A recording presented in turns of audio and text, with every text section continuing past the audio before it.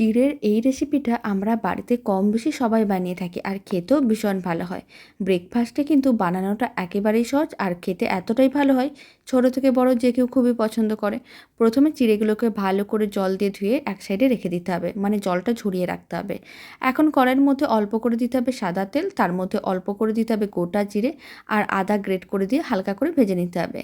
এখন কেটে রাখা আলু ও গাজরের টুকরো দিয়ে দিতে হবে, সামান্য পরিমাণ দিতে হবে লবণ আর দিতে হবে হলুদ গুঁড়ো। সমস্ত সবজিগুলোকে নাড়াচাড়া করে ভেজে নিতে হবে। এখন সাইডে অল্প করে একটু ঘি দিলাম, তার মধ্যে দিয়ে দিলাম কাজু কিশমিশ। কাজু কিশমিশগুলোকেও হালকা লাল করে ভেজে তার মধ্যে দিতে হবে কারি পাতা।